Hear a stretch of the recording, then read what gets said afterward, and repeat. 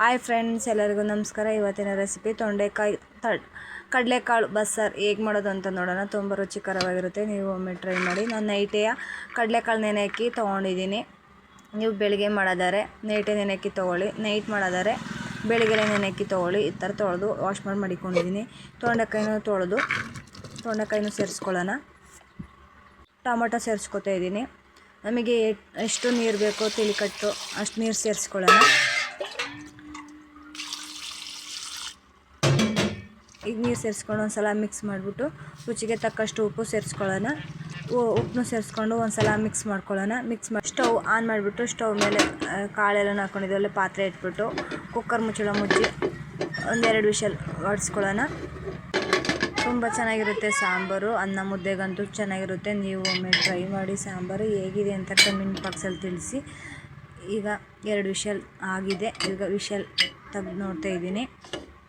ಈ ಥರ ಕುಕ್ಕರ್ ಮುಚ್ಚಲು ಓಪನ್ ಮಾಡಿ ನೋಡಿ. ಈ ಥರ ಬೆಂದಿದೆ. ಈಗ ತಿಳಿ ಕಟ್ಟು ಬೇರೆ ಕಾಳು ಬೇರೆ ಮಾಡ್ಕೊಳ್ಳೋಣ. ಇಲ್ಲಿ ಟೊಮೆಟೊ ಎತ್ತಿಟ್ಕೊತಾ ಇದ್ದೀನಿ ಪ್ಲೇಟಿಗೆ, ತಣ್ಣಗಾಗಲು ಹಸಿ ಕಾಳನ್ನೇ ಟೊಮೆಟೊ ಹಣ್ಣು ಎತ್ತಿಟ್ಕೊತಾ ಇದ್ದೀನಿ. ಈಗ ಕಾಳು ಬೇರೆ ನೀರು ಬೇರೆ ಮಾಡ್ಕೊಳ್ಳೋಣ. ಕಾಳು ಒಂದು ಪಾತ್ರೆ ಸೇರಿಸ್ಕೊತಾ ಇದ್ದೀನಿ. ಈಗೆಲ್ಲ ತಕ್ಕೊಂಡು ಆಗಿದೆ. ಕಾಳು ಬೇರೆ ನೀರು ಬೇರೆ ಮಾಡ್ಕೊಂಡಿದ್ದೀವಿ. ನೀರು ತಿಳಿಕಟ್ಟು ನೀರು ಬೇರೆ ಕಾಳು ಬೇರೆ ಆಗಿದೆ.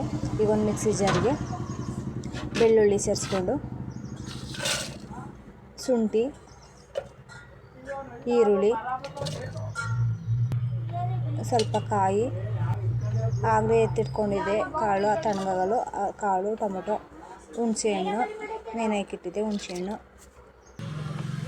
ಒಂದು ಸಣ್ಣ ಸ್ಪೂನಿಗೆ 1 ಸ್ಪೂನು ಚಕ್ಕೆ ಪುಡಿ, ಒಂದು ಸ್ವಲ್ಪ ನೀರು ಹಾಕಿ ಪೇಸ್ಟ್ ಮಾಡ್ಕೊಳ್ಳೋಣ. ಈ ಥರ ಪೇಸ್ಟ್ ಮಾಡ್ಕೊಂಡಿದ್ದಾಗಿದೆ. ಈಗ 1-2 ಸ್ಪೂನ್ ಆಗೋವಷ್ಟು ಸಾಂಬಾರು ಪೌಡ್ರ್ ಹಾಕ್ತಾ ಇದ್ದೀನಿ. ಸಾಂಬಾರು ಪೌಡ್ರ್ ಹಾಕೊಂಡು ಇನ್ನೊಂದು ಸಲ ಗ್ರೈಂಡ್ ಮಾಡ್ಕೊಳ್ಳೋಣ. ಈ ಥರ ಪೇಸ್ಟ್ ಮಾಡ್ಕೊಂಡಿದ್ದಾಗಿದೆ. ಈಗ ತಿಳಿಕಟ್ಟು ನೀರು ಇರ್ತಾರೆ ಅದಕ್ಕೆ ನೀರು ಸೇರಿಸ್ಕೊಳ್ಳೋಣ. ಒಂದು ಸ್ವಲ್ಪ ಜಾರ್ ತೊಳೆದು ನೀರನ್ನು ಕೂಡ ಸೇರಿಸ್ಕೊಂಡು ಒಂದು ಸಲ ಮಿಕ್ಸ್ ಮಾಡ್ಕೊಳ್ಳೋಣ.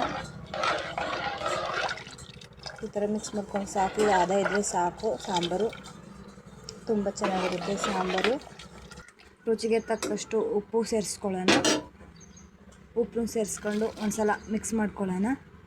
ಮಿಕ್ಸ್ ಮಾಡ್ಕೊಂಡು ಒಂದು ಪ್ಲೇಟ್ ಮುಚ್ಚಿ ಕುದಿಯಲು ಬರಲು ಬಿಡೋಣ. ಇದು ಬೇಯೋ ಹೊತ್ತಿಗೆ ಸಾಂಬಾರು.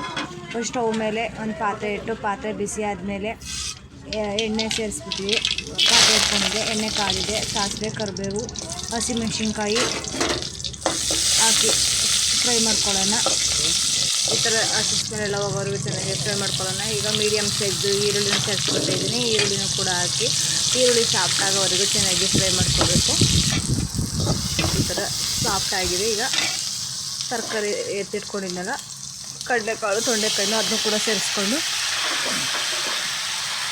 ಫ್ರೈ ಮಾಡ್ಕೊಳ್ಳೋಣ. ಈ ಥರ ಚೆನ್ನಾಗಿ ಫ್ರೈ ಮಾಡ್ಕೋಬೇಕು. ಇವಾಗ ಒಂದು ಅರ್ಧ ಹೋಳು ಕಾಯಿ ಸೇರಿಸ್ಕೊತಾ ಇದ್ದೀನಿ. ತುರ್ದು ಸೇರಿಸ್ಕೊಂಡು ಒಂದು ಸಲ ಮಿಕ್ಸ್ ಮಾಡ್ಕೊಳ್ಳೋಣ.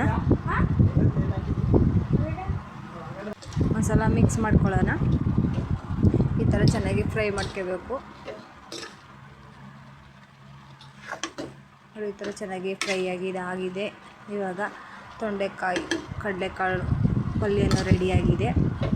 ಸೂಪರಾಗಿರುತ್ತೆ. ಈ ಥರ ಸಾಂಬಾರು ಮಾಡ್ಕೊಂಡು ಊಟ ಮಾಡಿ, ತುಂಬ ಚೆನ್ನಾಗಿರುತ್ತೆ. ಈಗ ಕಡಲೆಕಾಳು ತೊಂಡೆಕಾಯಿ ಪಲ್ಯ ರೆಡಿ ಆಯಿತು. ಇವಾಗ ಸಾಂಬಾರು ಇಲ್ಲಿ ಕುದೀತಿದೆ. ಇದಕ್ಕೆ ಒಂದು ಸ್ವಲ್ಪ ಒಗ್ಗರಣೆ ಸೇರಿಸ್ಕೊಳ್ಳೋಣ. ಸ್ಟವ್ ಮೇಲೆ ಒಂದು ಪಾತ್ರೆ ಇಟ್ಟು ಪಾತ್ರೆ ಬಿಸಿ ಆದಮೇಲೆ 1 ಸ್ಪೂನ್ ಆಗೋವಷ್ಟು ಎಣ್ಣೆ ಸೇರಿಸ್ಕೊಂಡು ಸಾಸಿವೆ, ಕರಿಬೇವು,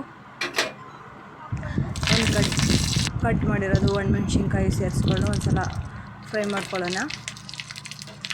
ಮೆಣಸಿನ್ಕಾಯಿ, ಕರಿಬೇವಿನ ಸೊಪ್ಪೆಲ್ಲ ಚೆನ್ನಾಗಿ ಬಾಡೋವರೆಗೂ ಚೆನ್ನಾಗಿ ಫ್ರೈ ಮಾಡಿಕೊಂಡು ಇದಾಗಿದೆ. ಇವಾಗ ಸಾಂಬಾರೊಳಗೆ ಸೇರಿಸ್ಕೊಳ್ಳೋಣ.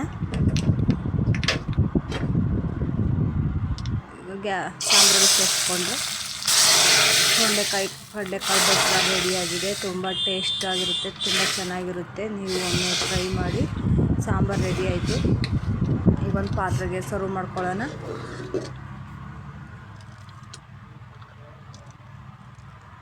ಈಗ ಒಂದು ಪಾತ್ರೆಗೆ ಸರ್ವ್ ಮಾಡ್ಕೊತಾ ಇದ್ದೀನಿ. ನೀವು ಕೂಡ ಮನೇಲಿ ಟ್ರೈ ಮಾಡಿ, ತುಂಬ ಚೆನ್ನಾಗಿರುತ್ತೆ. ಅನ್ನ ಮುದ್ದೆಗಂತೂ ಸೂಪರಾಗಿರುತ್ತೆ.